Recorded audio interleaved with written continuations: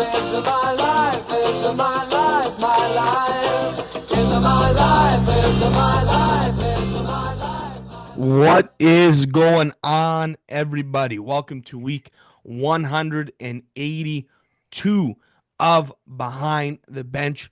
Folks, we had a hell of an interview for you this week. And for the first bit here, you got myself and Homer going mono today on the pod. Hope everybody is well. You can find Behind the Bench podcast on Instagram and X at BTB podcast _. You can find us on TikTok at Behind the Bench. YouTube, we got our full epis going again on YouTube, so you can go listen there and wherever else you listen to your podcasting platforms. And keep an eye out, folks, in the next coming weeks.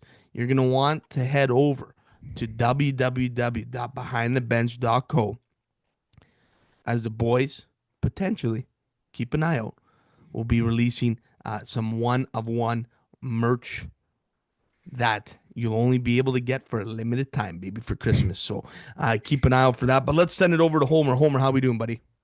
Doing good, Jimmy. Everything's good here. Had a bit of a wild day at work today. Girlfriend's here for a few nights, which is nice. My Bills had a big win on Sunday, and we got our Northern Swing coming up for hockey this weekend. So, no, everything's good. How about you? Everything's good, bud. Had a great weekend. Of course, we went to the Wolves game. They had a sick game against Windsor. We'll dive into that. But the week has been steady.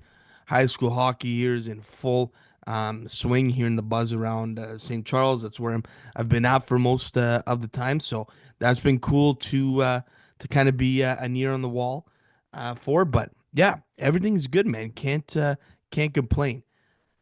Well, question I actually wanted to ask you, because now I'm just thinking, I just had my weekly skate at NHA. Yes. Jim always goes and hums out there on the small ice, but been using a former Wolves stick and Supermax blade, which I think is the biggest game changer, especially in beer league hockey. I've never had more control of the puck in my life. The P92 curve is a bit much for me. I'm not that type of a sniper. But the flex, I had to chop it down. 70 flex just is not. It's a little whippy. And Yeah, and that's crazy. these new twigs, Homer, you know best. I think I had a CCM with super tax. It was Jacko's old stick for Yeah. at least now 4 years old. That stick feels like a wooden stick compared to the new CCMs they got right now. Like, it's Stiff, yeah. insane. It's all I can't believe technology. I can't believe how light they're making the sticks, Homer. It's insane. Yeah, it's crazy. It's crazy you touched on the Max blade. It does make a huge difference. Oh my God, are you Supermax guy? Yeah, I'm a Max blade guy. I yeah. love it. I Like, can't go without it. I made the switch I made the switch when I was in Sudbury, and I've never went back, and I won't. I don't think ever the again. paddle, man. Like, it's unbelievable. Yeah. It's unbelievable. What a game changer. I don't know how everyone's not using it. It's insane. Like, you go to a retail stick, the skinny stick. I don't understand how you go back to that blade. No. It's just yeah, it's unreal. Unreal. Well, let's get it going here. Homer, let's go to our Tristan Ritchie at Lake City Realty Performers of the Week. Are you thinking about buying or selling a home in Sudbury? Tristan Ritchie from Lake City Realty gives you more than just listings. He gives you honest advice. He'll tell you whether it's the right time to buy or sell based on the market, your needs, and deep local expertise. No pressure. It's just the truth. Ready for a real conversation about real estate? Call Tristan at 705-920-6109 or follow him on social media at Real Ritchie. Your home journey starts here. Homer, what do you got? Jim, I got to throw it back to what I said in the intro. Bills came off a big win against KC, knocked them out of their undefeated year. I'm going to sound like a broken record to all the fans, but I'm just so proud as a fan. And what a time to be part of the Bills Mafia. I think Have it's you our been year. a Bills fan for life? For life. For life. I've never cheered for another team. So you've gone through some of the heartache and pain. Yes, absolutely. And I think it's our year. What do you think? I say this like the last That 3 years, you're but speaking like a Leafs fan now, here, Homer. no, But come on. here's the thing. I I do think they are making a little bit of a push. I think they're a lot different of a team than last year. I think Von Miller back is huge. But it's I don't want to jinx it, but you win in the regular season against your biggest rival, and then it comes to the AFC champion. We all know they're going to play each other in the AFC championship game. Yeah, That's the one you want to win. 100%. But I saw a picture of Josh Allen on the bench. I think they were up like 9 with like pennies to go, and he had the face look on his face looked like Mahomes can still come back from this. So he knows more than anybody. You can't count that guy out. He's That touchdown, Allen oh ran in my for the gosh, ball. man crush Sunday. I had man crush Unreal. Sunday going. Unreal. Yeah, Just a wrecking ball. yeah. Crazy. I watched the whole game with a little nap there at halftime, so I was really proud of the boys, and even like that pickup of Cooper, like get out of here, Huge. huge. They needed that, right? They were Yeah, missing like hey, they were missing that piece. You know what I mean? yeah. I guess they got their piece. Glad they Guess got they their got their piece, bud. piece. Yeah. Yeah, Oh, that's so good. My performer of the week, you know me, I like going local here. of course. This has got to be. We're gonna have to get this person on the pod. Sudbury kickboxer, Adriana Wow. Adriana Grano or Grano. Yeah, Sorry if I mispronounced that. Won gold at the 2024 Pan Am Kickboxing Championship. So you should see the title she's holding here. Like it looks like the legit boxing title. So that is we're sick. gonna have to get her on. Yeah, Big congrats to her anywhere on the international level. Big congrats to her. So that is unreal. Unreal. Shout out to okay. Adriana Awesome. Grano. Yeah. Okay, on to the Querney's bulletin board here, folks. Maybe I should have mentioned it in the intro, but I'll mention it now. Homer, my weekend, I did spend my Friday night after the Wolves game watching the Mike Tyson Jake Paul fight. Did you watch that That at all? yeah, it was I waited up all night for it to buffer and then watch one of the. I think it's staged. Do you think it was staged? So number one, the fact that Netflix couldn't figure it out, like and again, I probably would have never watched this fight if it was pay-per-view. But everyone's got Netflix nowadays. It's the Yeah, best. I'm telling you, it's the best marketing scam of all time. People actually believed that 58-year-old Mike Tyson could have beat Jake Paul. Now, do I think Tyson? I think they both let off each yeah, other, but that's Tyson's fair. age, man, like kudos to him for going 8 rounds, but man, he had no legs. Although like that first round, first 30 seconds, he was coming out. I was like, here we go. But Vintage Mike, vintage yeah, Mike. vintage. But other than that, like if you expected anything different, I don't know. I think you, you're just dead wrong. You're just dead wrong. 100%. Did you watch the women's fight beforehand? Unbelievable. What a rivalry between those two. Two killers. Killers. And that Serrano was like the GOAT of boxing, women's boxing. Yeah, And this Taylor is now right in the mix. She beat her twice now. I think they are gonna do a trilogy. And I mean, why not? why I'd not? watch it Yeah, I 100%. would too. Like that was 10 times better than the Tyson Paul fight. Like unreal. Unreal. So yeah, just wanted to touch on that quickly. But moving on now, Homer, we're gonna get you into some high school hockey rankings. We like to keep the people updated on what's going on in high school hockey. Let me pull that up for the folks here. The St. Charles Cardinals are 5-0. Second spot, you got Llewellyn at 4-1. So the two top teams right up there battling for each other. They actually played against each other last week, where St. Charles won 5-2. So we'll see if it gets a little bit tighter here as the season goes on. My old school, St. Ben's in third place, will take it. Horizon in fourth and Confed in fifth, and the list goes on. 11 teams, but I'm going to give you the top five. The top five. I think that's fair. Leading the league in points, Liam Judd with 15 points in 5 games. Not too shabby. 5 goals, 10 assists, couple point nights for sure. So shout out to him. And with that, Homer, let's move it right along to the OHL update. And maybe the biggest news just came out maybe an hour ago as we're recording. We're recording here on a Wednesday night, folks. Maybe more for the Wolfers here, but we always like to talk about the smokestack and the Big Nickel as two iconic spots here in Suds.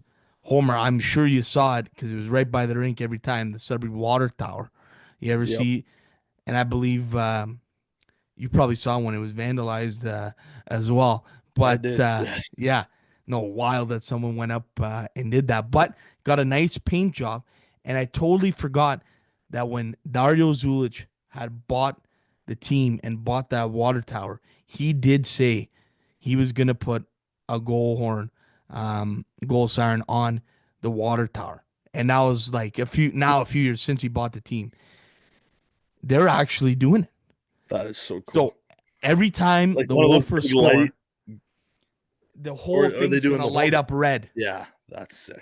So you're driving, and the Wolves are playing on a Friday night. That thing lights up red, like it's gonna be unreal. I hope they pan to it for the first time. It lights up when the game's on, because obviously we're gonna be there in person, but I'm sure someone's gonna get that on tape when it lights up for the first time. But yeah, what's your take? I've never heard anything like that in my life. Oh, that is so. It just shows how much the community loves the boys, right? Yeah. Like you guys are diehard up there, and that's just another small piece that shows about how much Zulich and how much Sudbury actually cares about the Wolves. And I think that is so cool. You imagine you're just driving down on your way home from work, big red lights up. Bang. How Lights are you? up. Yeah. That's so Insane.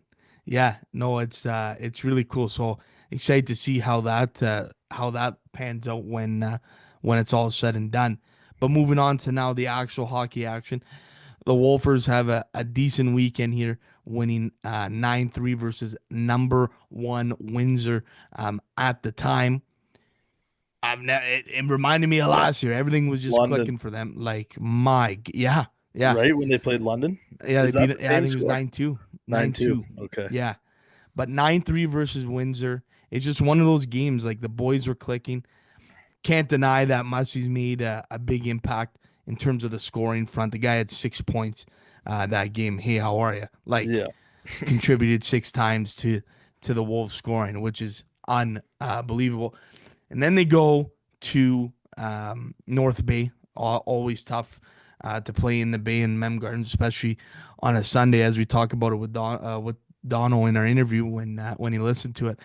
But Wolfers get a point out of it, losing in OT. They came back from 4-2, so a decent weekend for the boys. And as we go through the standings here, we got Kingston at the top of the East Division. Tom, you're Tom. Homer. Tom. Yeah, Homer. no, that's a dash one. That's a That's dash okay. one. That's okay. I love Tom. I'll take it. Your France, number 1 in the East Division, number 1 in the East.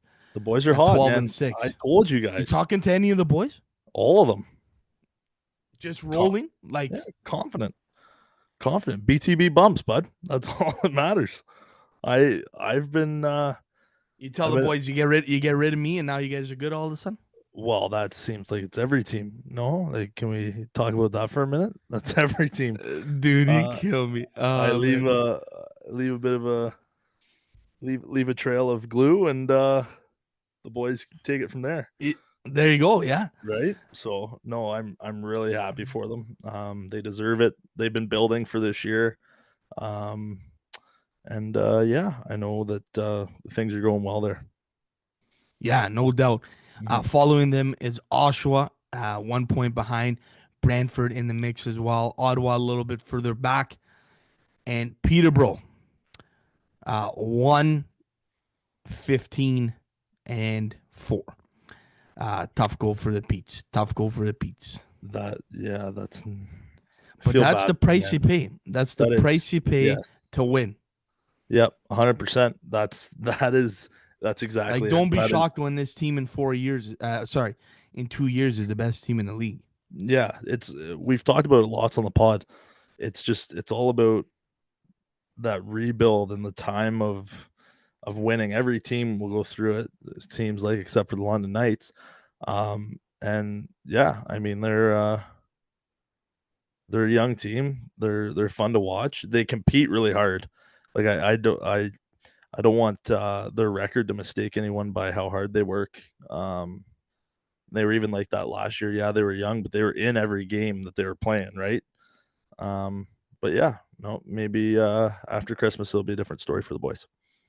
Yeah, I mean, you look at their squad; they got 12 2008s and 2007. So again, just Yeah, wait a couple years. Like they're couple gonna be years. just fine. Yep. Yeah, they're gonna be just fine. In the Central Division, um, Barrie and Niagara are tied for the top. Wolfers follow right behind in third. North Bay and again, the Brampton Steelheads can't get out of the basement of the Central Division homer at 500 ball, 9-9 right now. That's a hard division, right? We've talked about that lots. Um, you know, out of the divisions, I would say probably the least amount of travel. And you're in every game you're playing, and they're just not getting the bounces right now. But I mean, Just just wait. yeah, like to say they're Wait not till built Jan to 10th. start Yeah. winning, like they're gonna be in for a long, deep playoff run. Yeah. Yeah. I Same as the agree with you. Colts. The Colts were in fourth as well, right? For the Yeah. longest time. And now they've made their way up. They're tied for first with the battalion. And yeah, like everyone's The gonna start East finding their is rhythm. the East is loaded, man. It is. Loaded. It Yeah. is. It There's is. some Finally. teams. Yeah. There's some teams out there. Mhm. Um, in the Midwest Division, Kitchener with the most points in the league. They're at the top at 33 points. Lundo has clawed their way back up the rankings there. They're in second. No surprise. Erie, Owen Sound, and Guelph follow them. In the West Division, although having a tough northern swing here, the Spits are still atop of the West Division. Saginaw behind them with the Sioux, Flint, and Sarnia following them. Any thoughts on the O as a whole, Omer? No, I'm really excited for Jan 10th. I'm excited to see how it's gonna go. Some years it's aggressive and some years it's not. And this year I feel like it could go any which way. Um, And we've seen a lot more common now. These trades happening well before the deadline, maybe a week before, oh which yeah. is Yeah. wild. I was traded an hour before the deadline, and I was traded 8 days before the deadline on both my Yeah, deadline trades, right? So I don't know. We'll have to wait and see and keep an eye on it. I do expect some teams in the West to make more moves than teams in the East because yeah, of how tight it is. And you will see, I think, a lot more conference to conference trades than interconference because of how tight things are in the East. They don't want to give up players to teams that they think that they could, beat in a 7 game series. yeah. No, I totally agree with you. Mhm. And the Wolves are going to be in one of the most interesting spots. Oh yeah, Um, that's 5-6 hole. like, what are you going to do? Like, because you still you could still make some moves. I mean, I think we say it about every year. Like, they're probably I don't know 3-4 moves away from being legit. They're also 2-3 moves from having a great future ahead of them. So Mhm. it's gonna be it'll be interesting. But you got to tip your cap to the coaching staff for getting this team to get some wins going here. Oh yeah, they're ever since they made all those moves behind the bench, I knew they were in good hands, right? We Yeah, had the barn dog on earlier, and so same with Desi. And yeah, I think coaching is a huge part of this league because of the development and how young the guys are, yeah, especially with a younger team in Sudbury. So I don't know, man. It's tight. It's so yeah, tight to even really comment on.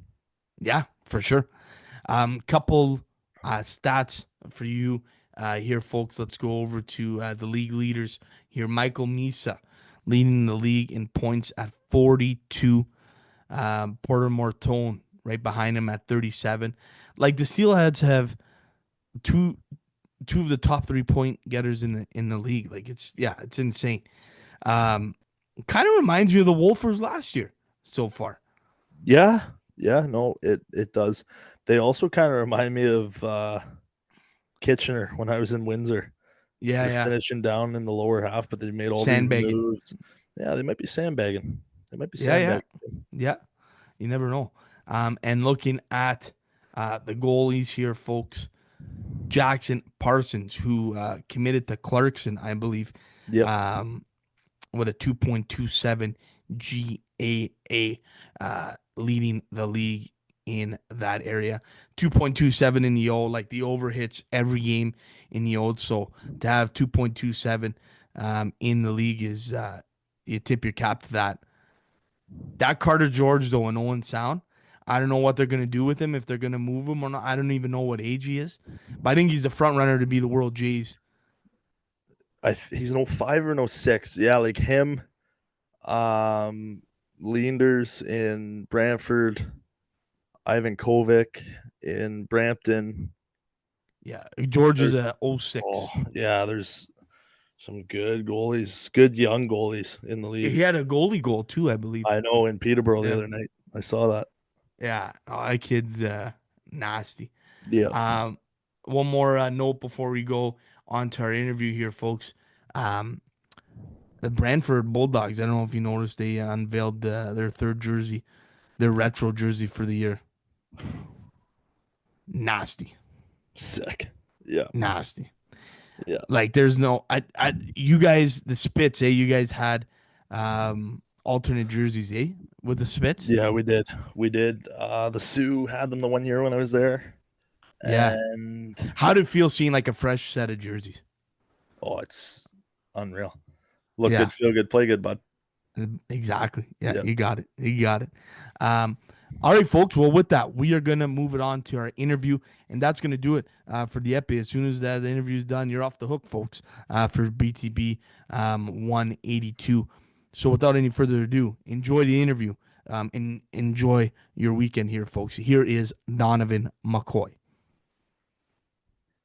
Okay, ladies and gentlemen, we have another Sudbury Wolves captain joining the pod here. He was drafted 15th overall in the first round of the 2020 OHL priority selection by the Peterborough Petes, those pesky Petes, and was a key piece in their OHL championship run back in 2023. Tom, I don't know if you remember, they walked through Suds that first round. But last year was traded to the Wolfers and was named captain this season. Please welcome Donovan McCoy to the BTB podcast. How are we doing? Thanks, fellas. Thanks for having me on. Doing pretty good. Obviously, I've been looking forward to this, talking with you guys for a bit, and definitely glad I'm on now. Yeah, man. No, we're excited to chat here. Obviously, Dono, a decent weekend here for the boys. But how have you felt about the season so far? I thought it's been pretty well so far, honestly. Obviously, coming into the season, we were losing a lot of guys, and we weren't really sure where the team was going to be at. But you know what? We have a really tight and pretty good squad here. I think we're kind of proving a lot of guys wrong. A lot of our young guys are stepping up big, and our older returning guys, we kind of have a lot of weight. But everyone's been kind of pulling their weight around, and I think it's been pretty successful so far. Yeah, 100%. And you coming in towards last part of last season and into this year, whole new coaching staff. So what's the feel like? Obviously, we've been in the room a few times, and Chimino's did the pregame speech there. We're seeing a different atmosphere, but how have you guys seen it with the new staff behind the bench? Ooh, no pun intended there. Nice, Tom. Yeah, it's been awesome. Obviously, coming in last year, obviously I liked all the coaching staff we had last year, and obviously like hockey things happen. So this year coming in, we knew that we were gonna have a new coaching staff, and I met Barnes in the summer actually down in Bell Vegas, and I had a really good chat with him, and it went really well, and I was kind of looking forward to it. He met with a lot of the guys during the summer too, and we were talking about it, and we were looking really forward to having him as our coach this season. And ever since being here this year, I think everyone's responded really well. We're kind of all under him right now, and just even with Desi, Bear, and everyone behind the scenes, Govey as well, just everyone's kind of working as one horse right now. It's been really well for us. What'd you guys do? Was it a phone call? Was it a lunch? What was it? No, he actually drove down. We went to lunch on one campus, actually. Yeah, just kind of kind of right after I worked out and skated, I drove over to Montana's and met him, and we had a pretty good chat for like 2 hours, and There you go. really enjoyed. I enjoyed it. A little free meal also. Beauty. No, I definitely sure. know that's wicked. You guys have a cool connection, both winning a chip with the Pete's, so that's pretty way. I'm sure that came up in the combos. But now you've been here for Suds for almost a year now. How have you liked, obviously, Peterborough to Sudbury? How's it been moving up north here? Yeah, it's actually been pretty similar. Like honestly, just kind of Peterborough's more like everything kind of in tight in one area, where here it's a little bit spread out all over the place. Everything's kind of 10, 15 minutes away from each other. But honestly, it hasn't been too much of a change for me. Kind of it's just a little bit more north, a little bit more snow.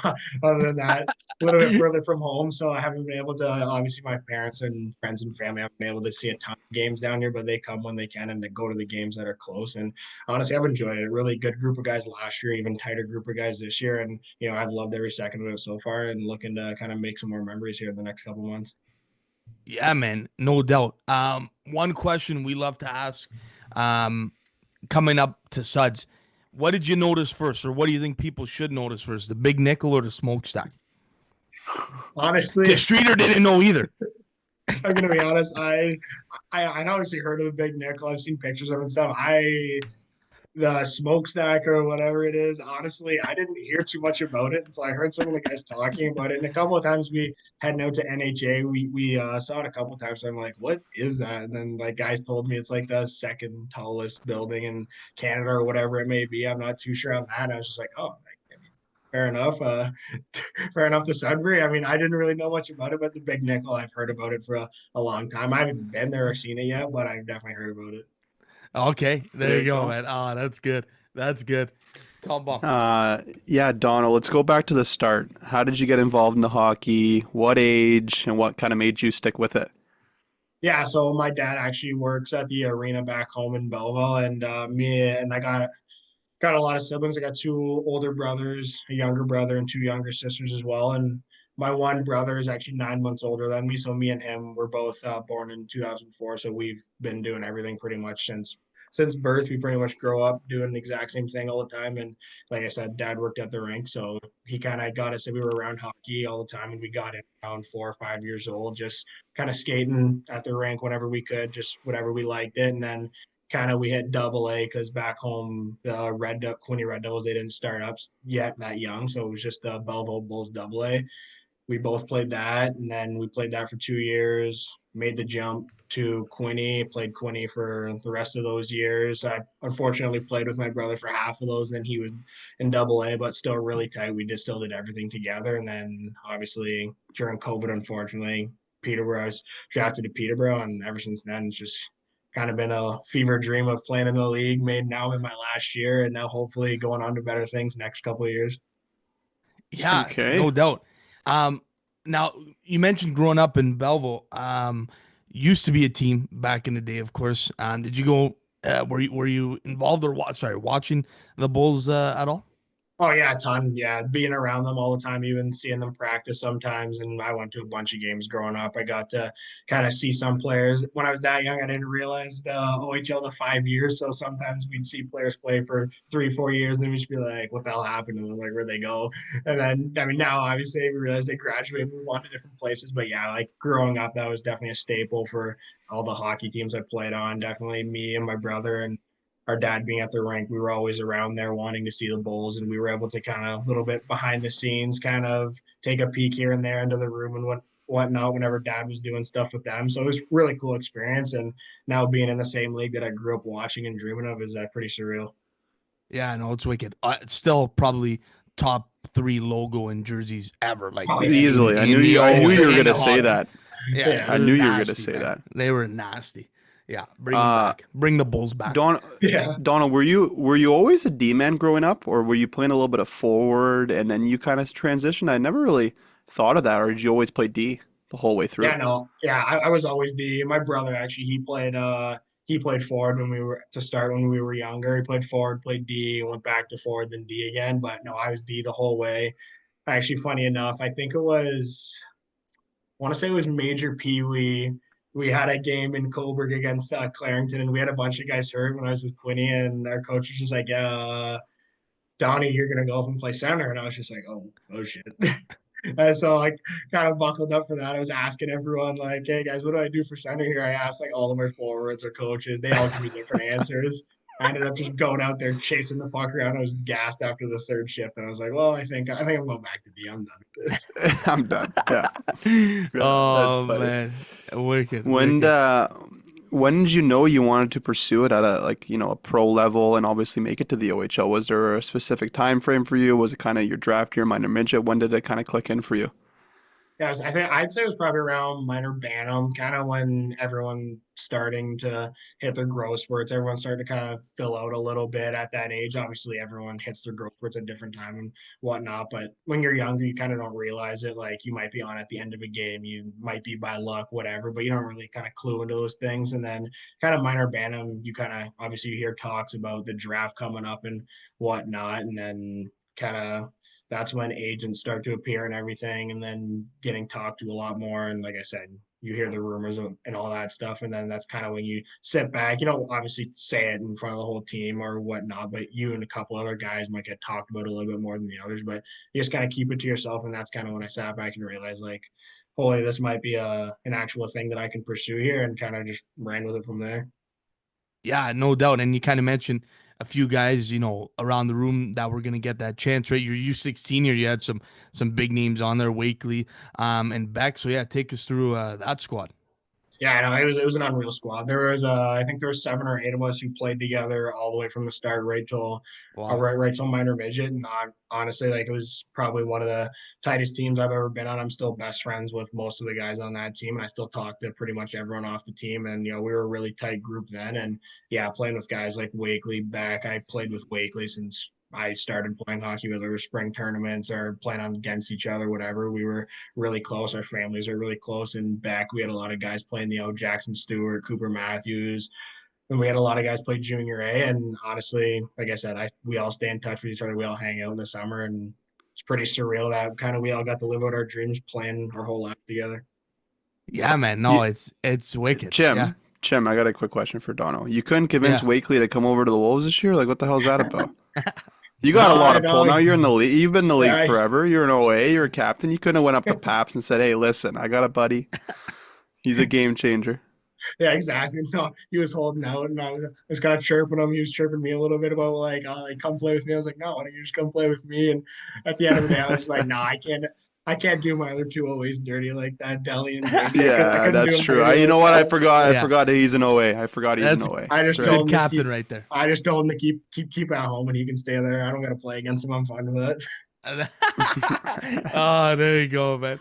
Oh, I love it. I love it.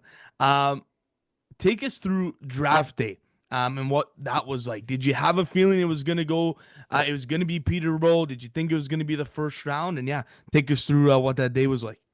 Yeah, so the days leading up to it, obviously talking to a bunch of teams, agents kind of in and out of touch with you, just kind of what teams are saying, what they need, and whatnot. And we kind of, at first, we didn't really have Peterborough on the radar. I knew I was going to go in the first round at some point, just from what teams had been saying. And honestly, I wasn't 100% sure until really the night before and the morning of. I didn't really have 100% sure. Peterborough, they didn't need a D at that time. They still had a Euro. They still had a pretty young D core. And then one of their Euros actually left to go back to Europe. So then they kind of all of a sudden needed a right shot D man. And then they kind of called, and we kind of figured like that'd be a really good spot, lots of opportunity. And kind of from there, I kind of knew before then. I wasn't 100% sure because you're still not like set, like anything can happen. I talked to a few Hmm. other teams, like who else was in the mix too. And for all I knew, they could have picked me before I even got to Peterborough. So Oshawa was in there too. But no, at the end of the day, Peterborough was a perfect fit for me. I really liked the coaching staff and everything. And it was actually funny because we had it playing on our TV, and my dad, it was a bit laggy. So my dad had it on his phone as well. And his phone was ahead. So like I didn't realize that. And then was kind of going on the TV. There was no commentary. So it was just kind of like dead silence. Like it was getting around the pick where like we said I might get picked, and everyone's kind of just like nervous waiting. And then my dad just starts jumping. He grabs me, he's hugging me, slams me, slamming to the wall, and my name hasn't even popped up on the TV yet, but on his phone it's already popped up. So kind of spoiled it for everyone. But 30 seconds later it popped up, and then the coaches and everyone called me, and it was a really, really cool experience and something I'll never forget for sure. Man, that's wicked. And obviously you're 16 years old at the time, getting into the league for the first time, and maybe for you it was an easy decision to go to the OHL. A lot of guys later, may decide to go junior A. Now you don't have to worry about that at all because you got the NCAA ruling. So I guess what do you think about that ruling? And I mean, for a guy like you, I think it's unreal. Yeah, no, I think it's awesome. I think kind of for the whole O4 age group, I just think kind of COVID threw a kind of a wrench in everyone missing your first year, coming back. It's your draft year right into the NHL, and it's kind of just like a lot's happening at once. I think this kind of gives a lot of O4s kind of their second chance that might have fallen behind the eight ball. And for me, I know I had a late birthday the extra year, but I think for me, just I know a lot of teams are just saying development, and now it's the perfect opportunity to go play equivalent or maybe even better hockey than the CHL in college. Go play with some 23, 24-year-olds and develop for 2-3 years, get an education. And I think it's honestly nothing better because I think that's the biggest argument is families want education or do we go to the CHL? And now you can do both, so why not? Yeah, no, it's wicked, and you don't have to say it here, but we won't be surprised if you're committing to a squad here at the end Yeah, of the say year. it off air. Yeah. Say it off air. Yeah. How's the phone been? It's probably been blowing up since all this news been coming out. A million It's been schools pretty after funny Donovan. because so there's been a couple, like 8 or 9, and then a lot of them, me and Danger have actually had a lot of the same schools reach out. So they'll text them one day, and like the next day I'll be like, hey, look who just texted me, the exact same guy, and it's funny. We're just bouncing back and forth through schools, but it's kind of fun being back in that again. Obviously, back to the OHL draft, you're kind of in it a little bit. You're younger now. It's kind of more you being the front runner and all of it, and kind of fun, a little bit hectic, but yeah, like lots of decisions to be made, and we'll see kind of the next couple weeks and couple months here. Yeah, man. Okay. Unreal. Now, is there a deadline where you have to say yes to certain schools and stuff, or do you kind of just wait till the season's over? Like, I have no clue how this works. Like, do you have to commit at a certain time, or I think it's all new, Tom, too, for everybody. Yeah, honestly, I know. I'm not sure. Well, he's in it, man. I'm 8 years retired. Yeah, some teams, I don't know. I guess it just kind of depends on the team. Just some teams might want Okay. if they want you, they might want a commitment at the end of that week. Some teams will say, take your time, kind of do what you need to do, and Yeah, then gotcha. come back and we'll figure it out. So honestly, I think it's team to team. I honestly have no clue what I'm doing half the time. But Yeah. I gotta ask you about so the 2 rinks you've played in, probably the most iconic rinks in the OHL. Let's ask about Peterborough. Like these I actually played a couple not OHL games, never played in the league. A couple rep games back in the day in that arena. These boards are like cement. So as a D-man, are you just going high and hard and it's just like icings? Like how was this rink for you? pretty much ever since I got to Peterborough, that's kind of the game plan for the D. Just be ready to take a hit in the corners, and if you got nothing, shoot off the glass down the ice because you're getting hit no matter what. And yeah, it's not too fun, those square boards. You kind of got nowhere to go, and for a D man, once you get used to playing it, you kind of trap forwards in there, and you know that you're about to run someone over in the corner. But when you're the one getting the puck, it's not too fun because you know you're getting run over. But no, it's honestly really cool rink. Like for me playing there, it's kind of your advantage. I know when I first got here, all the boys hated the rink. And I was just like, Yeah. fair enough. Like when I first got here, I was like, what the hell is this? But honestly, it's a great rink. Same with Suds. Like I love both the rinks, a lot of history in both of them. And I think, like you said, two of the most iconic rinks kind of in the league. And yeah. Oh, yeah. Yeah, and you've been on both sides of the wolf on the wire. So how's it feel on the opposing side and the home side? Yeah, the opposing side probably couldn't hate it any more than anyone else does. Definitely the last thing I want to hear after I just got toe dragged by Musk, but it's all good. And then, yeah, no, being on this side of it, it's pretty cool. Obviously, you get to hear it. You know how annoying it is being an away team, seeing that thing go across the wire and listening to it. But being on the other side of it just kind of gets you even more fired up and ready to go. Cool. Yeah, for sure. And moving right along here, we're going right to the run that you guys went on and kind of the beginning. We'll go to the trade deadline for the Pete's here. And the Pete's GM made some heavy moves at the deadline. I don't think we were expecting it at the time, but they pick up obviously your old teammate in Beck and Hoffman. So I guess did you see those coming, or what was that all a shock to you? Did you know that you guys were prepping for a run here? Yeah, so we kind of knew kind of in our first year that we had a really good young squad. It's just we were just a young team, so it's obviously in kind of an older league, and that's the teams who win are the older teams typically. And we had a younger team, so we knew it was going to be a little bit of a struggle. And then we kind of going into the next year, we kind of saw how guys developed, and going into the season, there was a lot of talk even from other guys on other teams that everyone kind of thinks that like we were going to be kind of the main ones going for it in the league. And our team is definitely built like that. We're definitely built to go on a run that season. And kind of throughout, we're struggling a little bit at the start of the year. We're pulling together some wins mid standings. Then the deadline, like you said, just a move here or there kind of established like where we were. And the Beck trade, I kind of knew we were actually playing against Mississauga one night, and like me and Beck, like I don't do it. Obviously, it's in a game, so you're gonna play everyone hard. But Beck didn't hit me once the whole game, and like after after the game, like Rob Wilson, he calls me and he goes, "What the hell's going on here? Like he didn't touch you. Like is he all good? Whatever." And he goes, "Like we really like him." And then I remember I went home, I called him and I said, "Like hey, like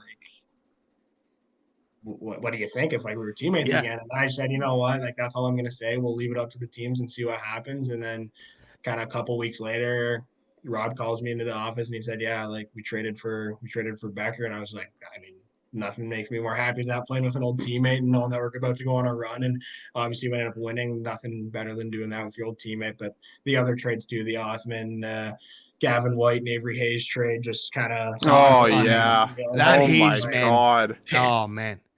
it was Killer. insane. Just Yeah. having those guys and that experience, just kind of even the year before us getting Stiller from the Wolves, like that just helped us even more that year, and kind of all a bunch of hidden gems kind of in the playoffs that were key pieces that we brought in that ultimately ended up helping us win that championship.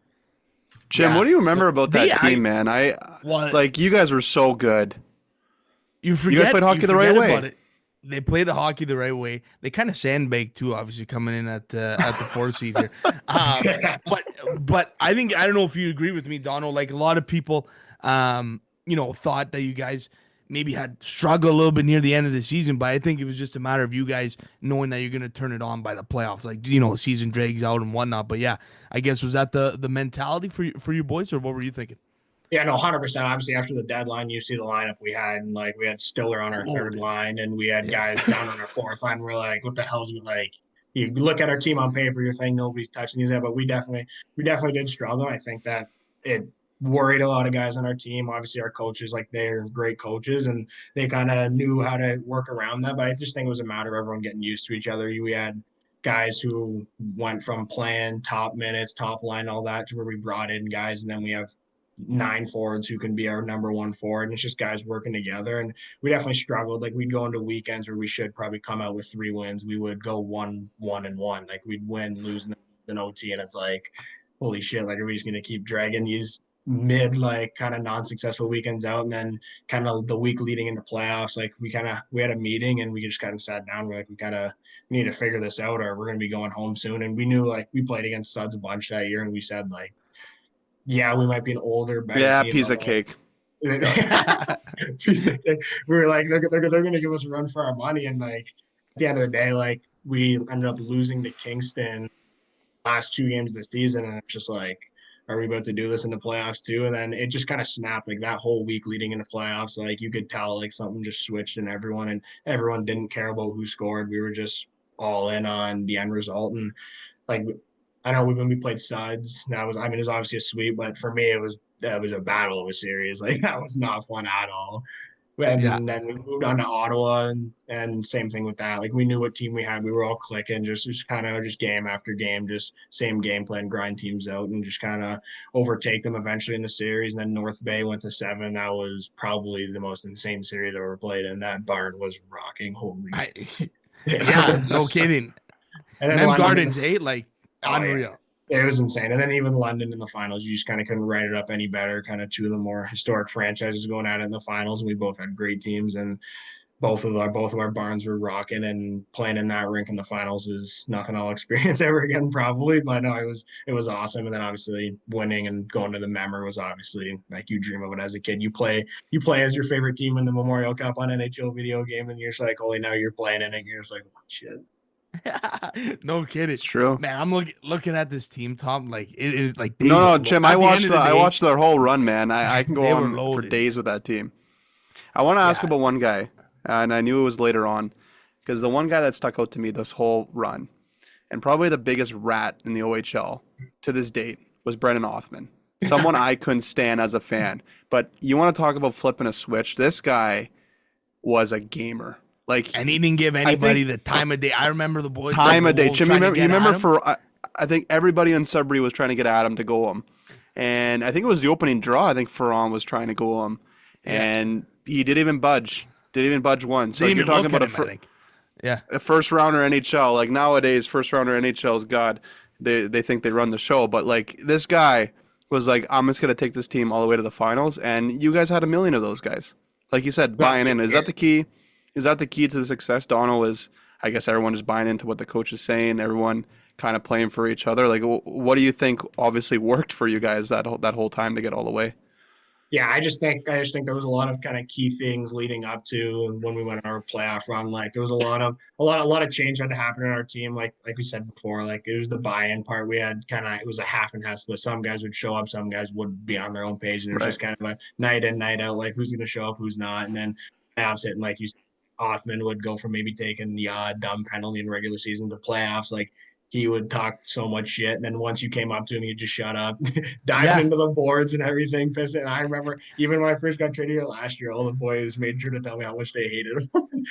I room with him, and me and him are really close now. And like that's just who he is, honestly. I see him doing it in Hartford now as well. Like he's not afraid to drop him. He knows, like you said, kind of sometimes guys are drafted high, they kind of think whatever, but he knows kind of what his value is, and like he's willing to go. And I know a lot of guys that are like that, but no, he was a great to have. And like you said, he kind of some games put the team on his back and buried a few important goals that he needed really bad.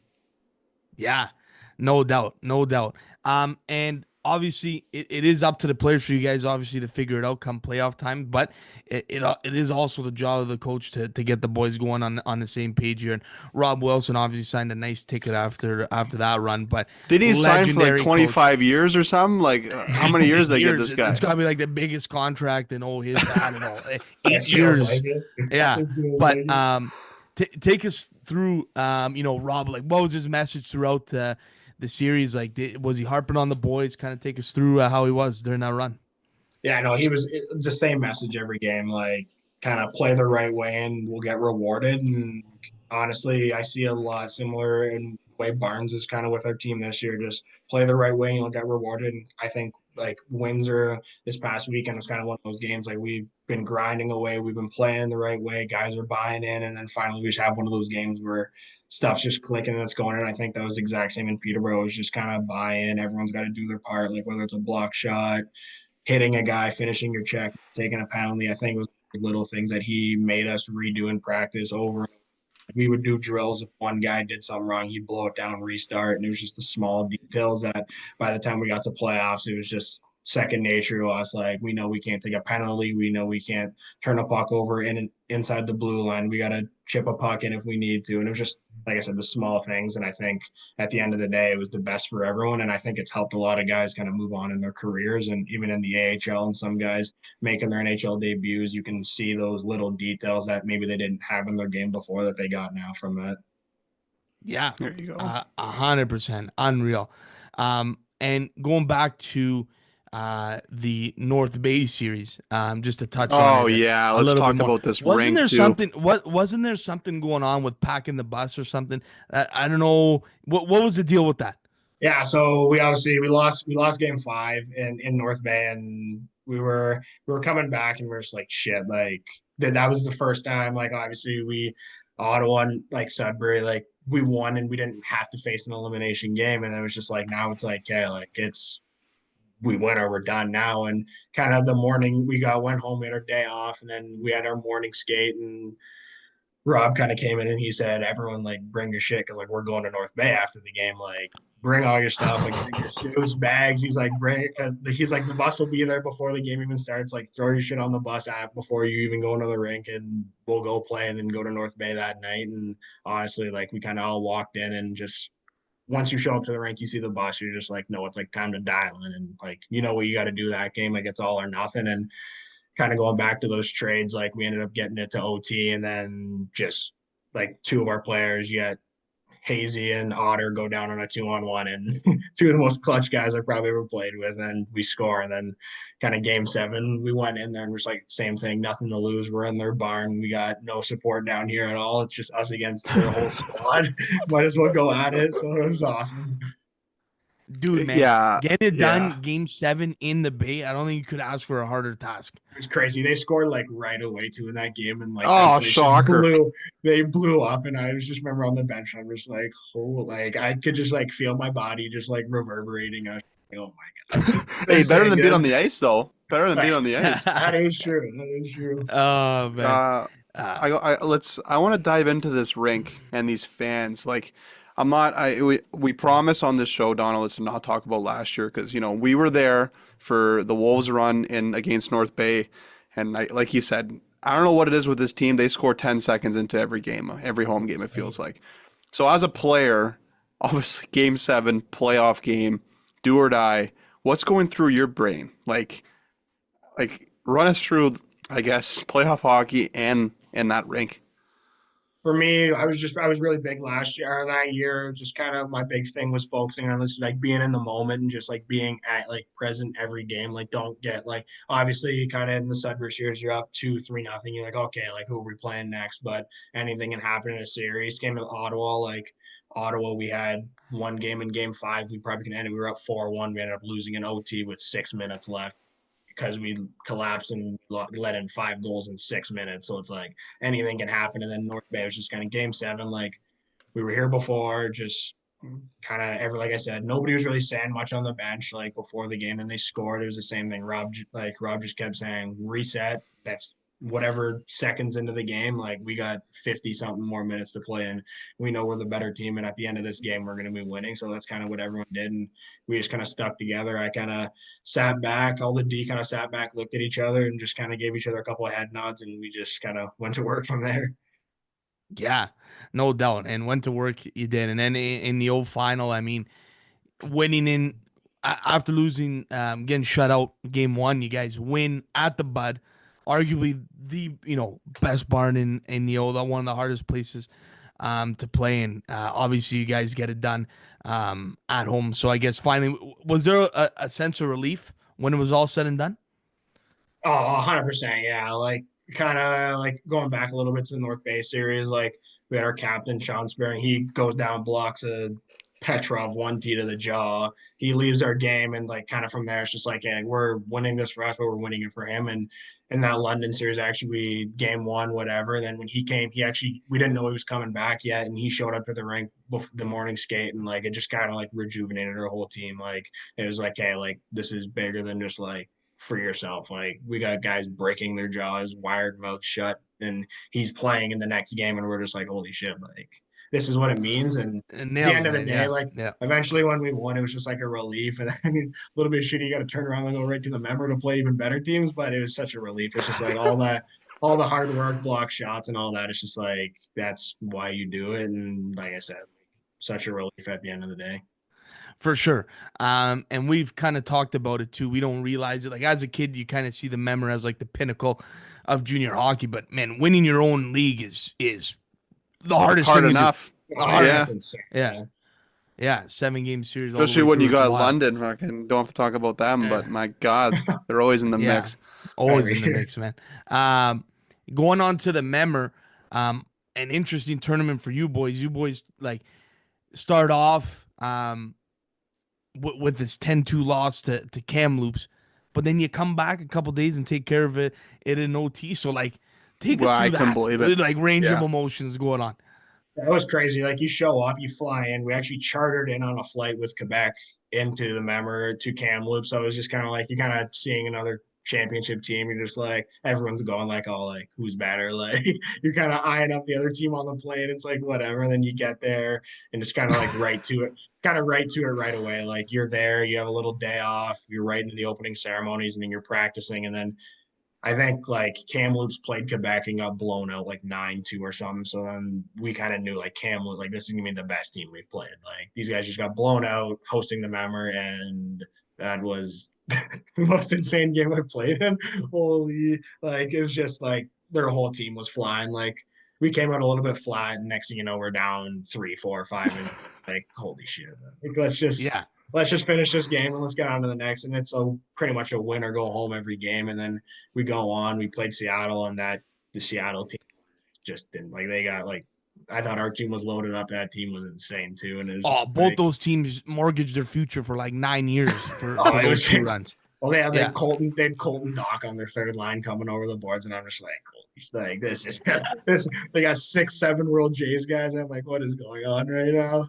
But no, and then we it was a good game. They ended up beating us. Then it was just kind of like a win or go home against Quebec. They were 2-0, we were 0-2, and then we went out and that was the best game we'd play all year. Like we came out, everyone was hitting, blocking shots, doing what we needed to do, and we ended up winning that game 5-2, I think it was. And then we kind of moved on, had to wait for a couple other games to play out. So we're in the hotel, in the basement of the hotel. We had our own little room, and we were all watching the game. And we found out that we were playing Kamloops again in the tiebreaker game. And then it was just, we kind of can't get really more up for that game. It's a win or go home, and you're at the Memmer. And they got up again on us pretty throughout the game. And then Stiller had probably the greatest fight I've ever seen and the best shift I've ever seen. It was in wicked. Oh yeah. Crushed one of their best players, and then almost KO'd a guy, and like he got our bench right fired up, and then we were just trooping on from there. We ended up coming back, winning an OT, and then it was just a whirlwind of that game. And then next thing you turn around and you're in the semis trying to prepare for a game against Seattle again, and it was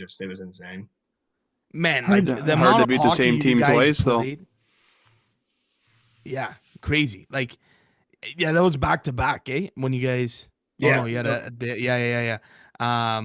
Man, the amount of hockey you played, like for you, so you're done in June now, as opposed to whatever you'd be done earlier in a normal season. You don't make the playoffs or what, first round exit. January. No, but cruise control. But you've never been on a team to go on cruise control, Donald. That's for sure. But like, take us through. How much time did you take off, man? Like, it's tough because you play in the NHL, whatever league. At the pros, you win, take some time off. You're gonna get better, but like, you're in such a key development part of your life and year.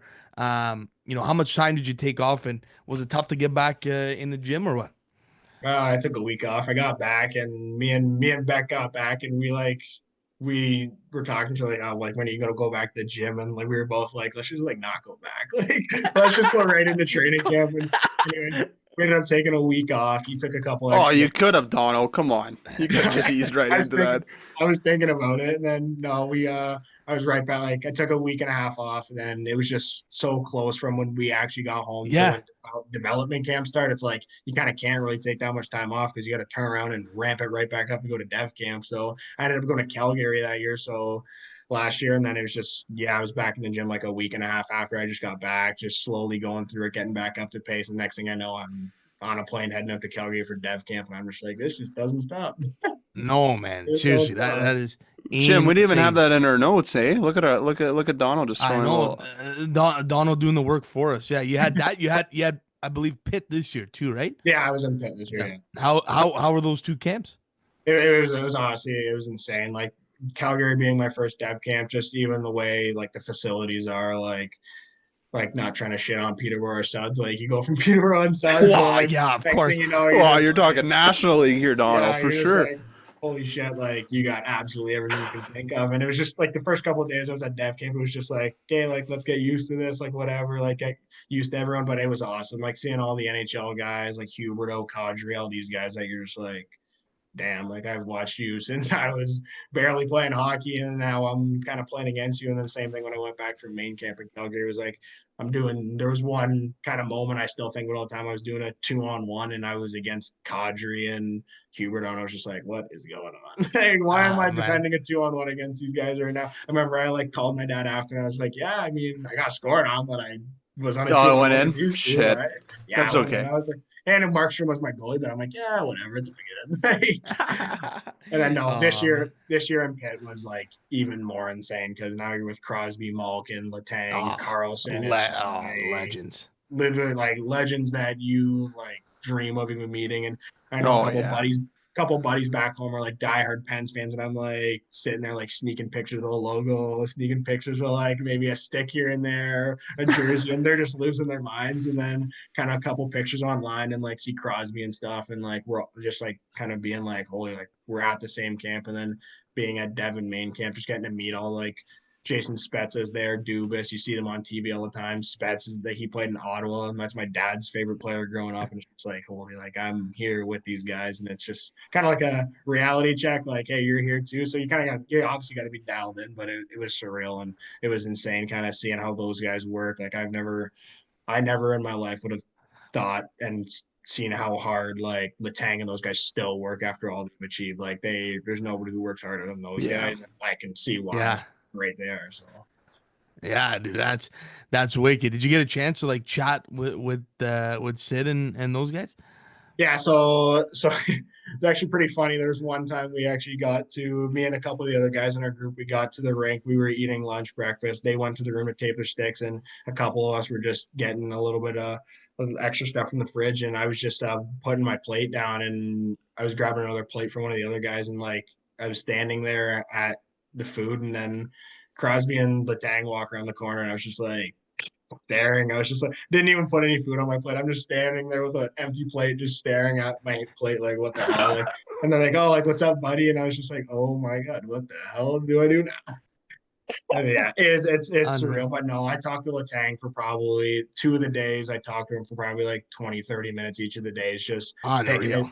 Picking his brain about anything I could ask him, like not trying to be a little shit of a kid that's like fanboying, but like at the same time, Yeah. just like being like kind of asking him just like tips here and there, off ice training, kind of what he does to stay in that kind of shape. And it was awesome. Like he was great to talk to, and all of them were like even Crosby. I had one conversation with him. It was probably like wasn't very long, but still, just you remember everything they say, and it'll definitely stick with me forever. Yeah. No, unreal, Wow. man. That's so sick. So sick, Dono.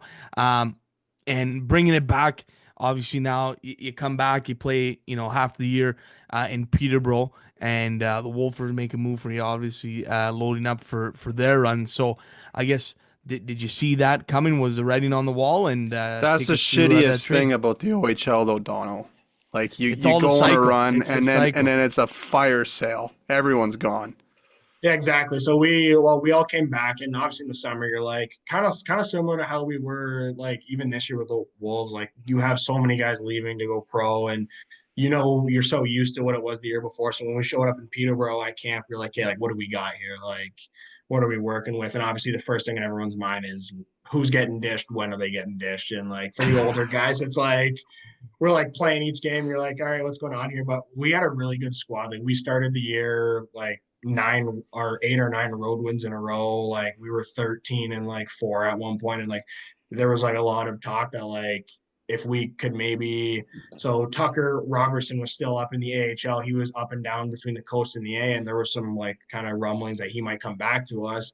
And just it was just kind of Oh, that guy was a good player. so he didn't even, Wow. he didn't end up coming back, but kind of what was going on in our mind with Rob was like if he comes back, like we're winning now. If we add a free superstar to our team, like Yeah. why not just try and go all in again and just try and go for it again? And obviously the East wasn't as good as it is this year. So I think last year we knew we kind of had the team to do it, but at the end of the day, like Beck was gone for World Junior, started losing a couple of games, and then come Christmas time, it was like, hey, like and then the trade talk started picking up, and then there's a few teams, and then kind of little Wolves. I knew what team they had, and I knew like it was a disgusting squad we had last year. It was just like I thought we had a nasty team in Peterborough. I'm like, this team is even better than we had, and it was Mm-hmm. just like, well, we'll see what can happen. I talked to a few other teams, and kind of at the end of the day, Sudbury was kind of where I felt like I had a really good chance, and it happened pretty quick. It was a little bit emotional. My girlfriend's in Peterborough. I was just with the coaching staff. Everyone was there. So it was a little bit emotional. And like that morning I went into the office. I thought I was gonna practice and that stuff. And then I went in, they're like, no, like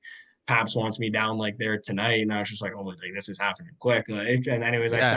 signed the papers, went home, went out back to my billets with my girlfriend. My billets were there, and it was just kind of like sitting there unpacking my stuff. And then next thing you know, I'm in a car heading to Suds, and it's just like, we're doing this. Like, it's go time now. So it happens quick. It sucks, but at the end of the day, like you said, like that's pretty much what happens. Like you go for it all in that deep, and at the end of the Yeah. day, you win. And that's the other end of it is you're probably a little fire sale going on at the next year, and that's what happened. But honestly, everyone's in great places now. Like I said, this year, I think I'm in a great spot, and that wouldn't have happened if I didn't ever come here last year. So Yeah, for sure. Yeah, no, it is wild how it works. And yeah, you guys came in, and I think it was a Wednesday night, or you guys came right into so wild. But I guess take us through that back half of the year.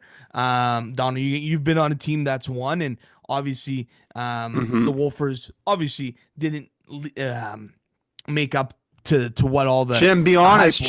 Jim, be honest, but man. I'm just saying, it wasn't the run everyone There you go. expected. But yeah, take us through, I guess, that back half of the year and what your thoughts was. yeah, I mean, obviously there's a lot of similarities to both teams, and I think it was a similar issues. Not even an issue, just similar kind of things that I saw with Peterborough that I did with here. It was just obviously you have so many high end guys on your team. Like we had Waltz on our fourth line sometimes. Like Yeah, that's wild. that's absurd. Like we had Cogs and Farzy on our fourth line most nights. Like that's insane. Like, and it's just like you have so many guys that are capable of it. It's just kind of whether guys are able to dial it. And honestly, I thought the boys did really well at kind of getting over that and kind of playing as a team. And I just think it was maybe just like a little too late by the time we ended up and we played Missy. Everything was going well, and I think North Bay was just kind of like we were kind of riding such a high, like we're finally getting past these things that we were fighting all season for, similar to kind of Peterborough. Like we finally got past those losing these games here and there. We finally got past it. We're doing well.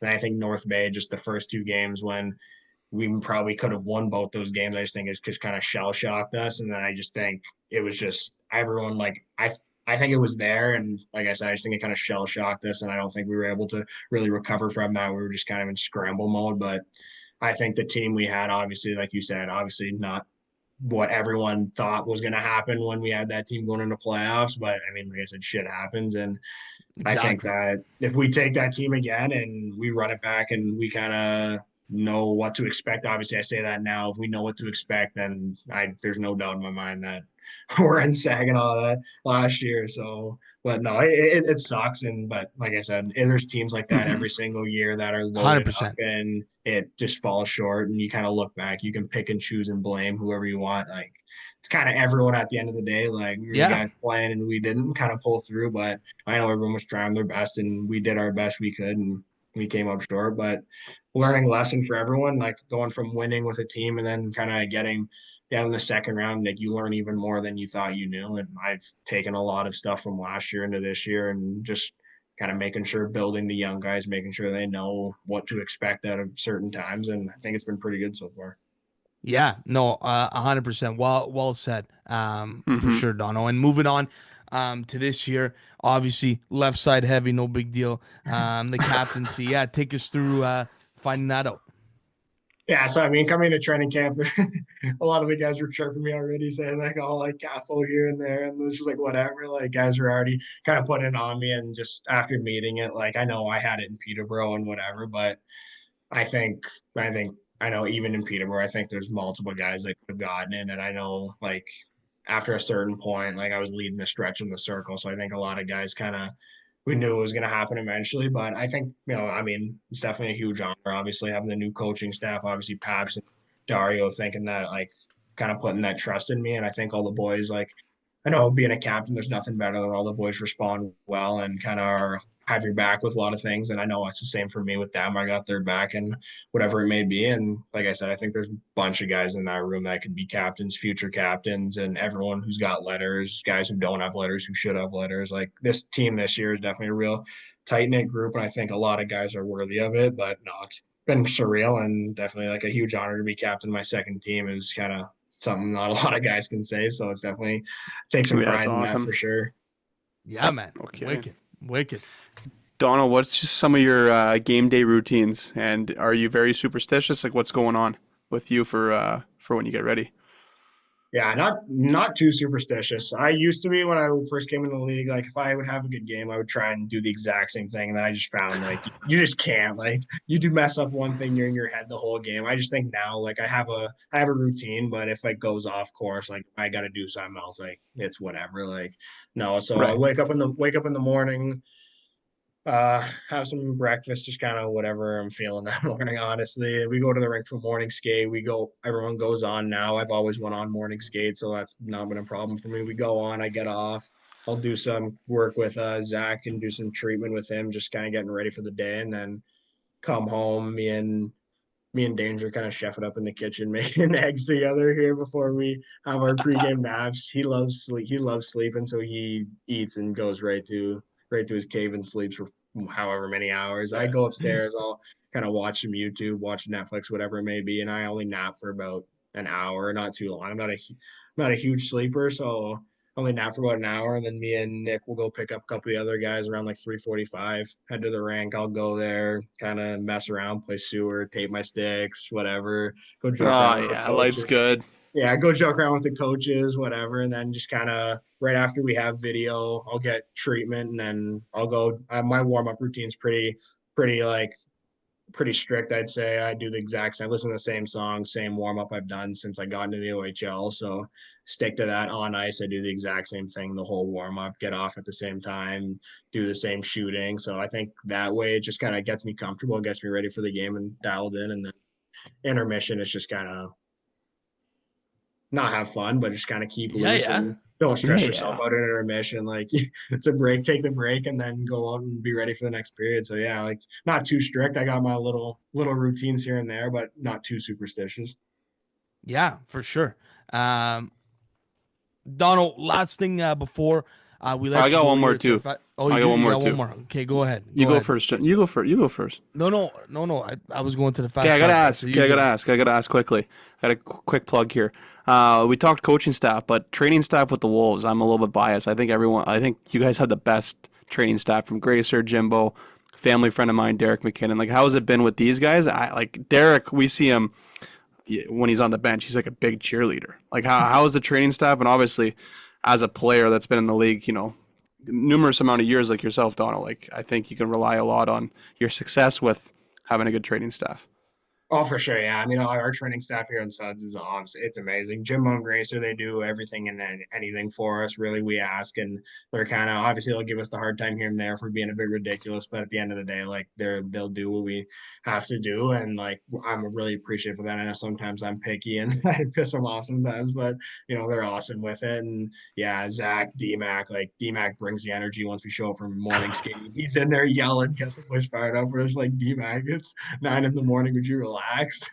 He's all fired up, and no, it's awesome having them there on game day. It just gives you people to talk to away from your Oh yeah, teammates, and obviously you love your teammates, but having those people that aren't Yeah. in it with you, that are just kind of there, but they know what's going on. they make it It's really fun. nice. Yeah. Exactly, yeah. And I was really lucky in Peterborough too. Like we had great staff there, from our strength coaches to our therapists. Like everyone was great, and like I said before, like you can go out, you can just go into the treatment room, even in Peterborough too, and in Suds. You go into the treatment room, you have you just have a good chat with them. A couple of the boys go in, or you just hang out away from the room and all the other boys, and you just kind of get away from it. It's awesome. But no, I think I've been pretty lucky with Peterborough and That's Sudbury. awesome. I've had two great training staffs, and it's been awesome.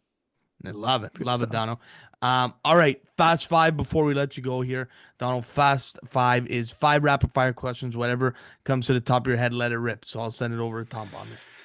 All right, Donald. What's your favorite stick you've ever used? It's Bauer Nexus. I used it in my second year in Peterborough. I used a couple like samples, and I was like, damn, these feel pretty good. That's why this year I'm using Bauer, because I was like, oh, these aren't too bad. Hey, there you What? go. Okay, not part of the fast five. What's your flex curve right now on your twig? Yeah, so I use a P90T or a P92, and I use a 87 flex. Nice. Yeah. Okay. You go with the Okay. Supermax blade too, Donald? No, I just go with the mid max blade. I Okay. I'm not a huge fan of the super max blade. Like, I mean, I know it probably would help me, but I don't know. I just feel more comfortable with the in between. I don't like the normal skinny one, but I like something that's a little bit bigger. There you go. Yeah. Dream travel destination. Anywhere in the world, where do you want to travel to? Ooh, Argentina. Nice. Good I think that's a shout. first, Jim. That's a I think that's first. a I haven't first. heard Argentina. Yeah, nice. Like it. All right, all right. Your go-to karaoke song. Ooh, this is how we do by 50 Cent. I love it. Good tune. Good tune. The worst 3-3 you've ever been a part on. It's got to be the Northern trip when I was with Peterborough. Holy, that was terrible. Oh, for sure. For sure. All right. You've been 100%. here for, Jim's mentioned, just about a year now. Favorite Sudbury restaurant? Probably P&M's. Like it's just, I Yeah. mean, it's a classic since Stock. we've been there. Like me, Dally and Danger. We're actually just out for lunch there a couple days ago with Odell as well, and we were all there just having a good. Like we go there all Who's the time. paying for the meal? Yeah, it's always separate, but I don't know. We might have to get a little credit card roulette going here soon. I don't know if I can keep affording this. There you go. Hopefully one of the boys No. signed a deal here. Exactly. I love it. Well, listen, Donald, we've taken up a lot of your time here, so we Yeah. appreciate you hanging out here and chatting with the boys. We're excited to get this interview out, and obviously, best of luck along the way here with the Wolfers for the last bit of the year. Of course, excited to see where the future holds for you. So, thanks a lot for coming on again. Yeah, no, thank you. It was awesome. I love chatting with you boys, and hopefully see you guys in the room before a game sometime soon. Oh yeah, we'll be There back. you go. We'll be back, Donald.